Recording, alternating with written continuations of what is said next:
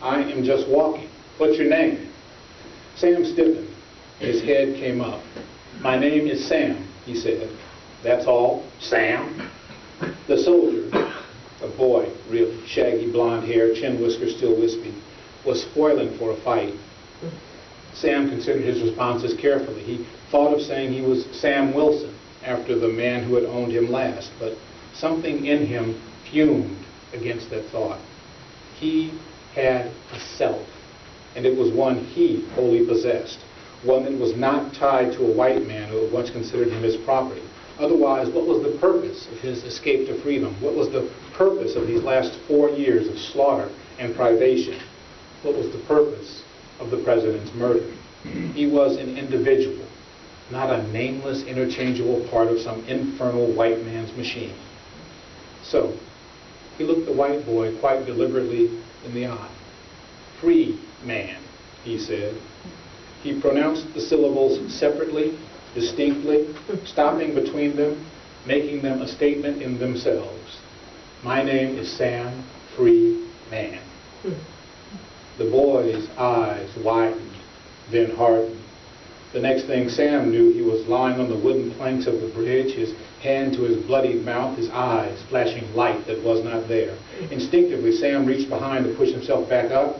He stopped when he saw the pistol leveled at him, the boy's hand so tight on the trigger that in some part of his mind, Sam marveled that he was not already dead. Are you sassing me, nigga? From somewhere beyond the pistol that filled his vision, the white boy's voice came to him high and shaky, as if the boy could not suck in enough breath. You asked who I was, sir, said Sam, and was pleased to hear that his voice was quiet and reasonable and did not shake. You asked my cognomen. You asked my appellation. Big words the boy soldier would not know. I asked your name, the boy thundered, and Sam was distantly gratified by this unwitting confirmation of ignorance. And I gave it to you, he said. My name is Sam Freeman. He spoke evenly. He did not separate the syllables this time. Jakey, what are you doing? The second soldier, a voice from far away attempting to soothe his friend. Put the gun down. Did you hear him? Jakey's voice had risen yet higher in indignation. That's what it's going to be like from now on, don't you know? You mark my words, niggers, sassing white men, putting on airs. Sam ventured to speak. I was not sassing you, sir. You shut up. The gun hand jerked. Sam flinched instinctively, hands leaping up of their own accord. It was a moment before he understood that there had been no shot, that he was still alive. This is what Lincoln has loosed upon us, you know, the one called Jakey was saying. Niggers will think they're as good as white men from now on. That's what comes from all of this. I tell you, Matthew, that's not what I signed up for. That's not what I fought for. Jakey, put the gun down. Come on now. The gun came closer. It shook. You can live with them treating you like there's no difference. I'll be damned if I will. Morris? A new voice had entered. Sam risked turning ever so slightly to find the source. His gaze fell upon a dark-skinned Negro who approached cautiously, palms up. It was Ben. He was smiling. His smile was blazing, teeth dazzling white and every last one on display. The gun swiveled toward him, returned to Sam. Who are you? What the hell do you want? Impossibly, the smile broadened. You ain't want to shoot old Shine, sir. Shine, that's what they calls me, and I was just trying to explain this boy here ain't meant no harm. Nah, sir, see, family he used to belong to, they's called the Freemans. But they's a white family, you see, live down there in New Orleans. He just figured with the fighting over, he go down there, see if they got any word for him. Because he missed the whole place, you see.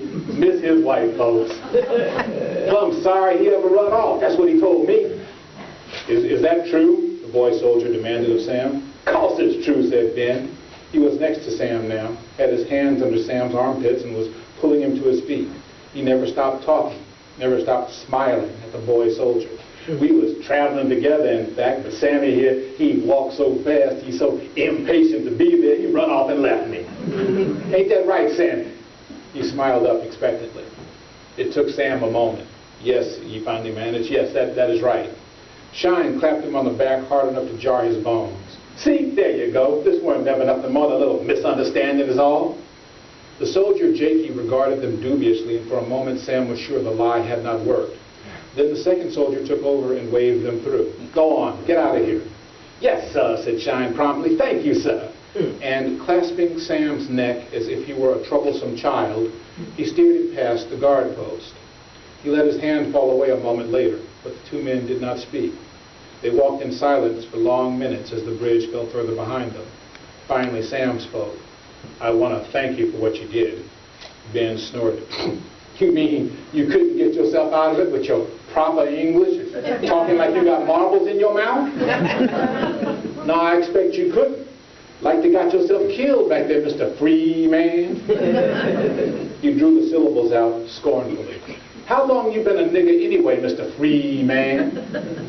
I have never been that, said Sam, not bothering to hide his scorn.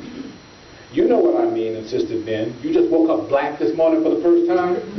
Only thing I can figure, how you think you're going to look that white boy in the eye and tell him you's a free man? Sam felt his temper rising. He fought it down. Well, as I said, thank you. Old Abe, a blood sacrifice, way I figured. Like Marsh Jesus. Sam looked at him, not comprehending. Jesus, he died for the sins of the world, explained Ben. This man died for the sins of this country. Ain't fit to waste such a sacrifice on no foolishness. It was not foolishness, Sam wanted to say. He let it go. Why did you give him that name, Shine? Why not give him your real name? That one real enough. He chuckled softly. Ain't you never had to put white folks on? White folks likes a name like Shine, free man. Puts them at ease. It seems to me a man's name should do more than just put white folks at ease. This earned him a sly glance. How you talk, free man? You ain't careful, your name gonna get you killed. They were silent together for a moment, then Ben glanced up. So, free man, I ask you again, you want to walk along here together for a while? Like I told you, it seemed to me we maybe might need each other. Sam nodded. Yes, he said, maybe you have a point. And maybe they both were fools. This whispered up from some dark and frightened place in his heart before he could think to tamp it down. It was a ghost of a thought, gone almost before it was there, but it was there. Had been off and on ever since he left Philadelphia. More than once he had thought of Cervantes' Don Quixote de la Mancha and the mad adventure he'd set off on that existed mostly in his own mind. More than once Sam had decided to turn back. But he pushed on. He had no choice, felt himself drawn toward her in some fundamental, mysterious way impossible to understand or resist. He had to see her. He had to know. It was as if he could not go on until he had heard her verdict on his life. Sam had no idea what that verdict would be. Probably, he thought, she would hate him. And how could he blame her? He was responsible for the death of their son. If he had not been so determined, if he had not been so mule-headed, if he had simply listened to her, the boy would be alive to this day. Indeed, the boy would be a man, maybe with children of his own, and they might all have been together right up till the emancipation, owned by a mistress who was good enough as mistresses went, who didn't allow beatings and didn't believe in separating families. And it would have been all right. He could have lived on that. It hadn't seemed so at the time, but now he knew. He could have lived on it. Instead, he had filled the boy's head with freedom. The boy had listened, and the boy had died.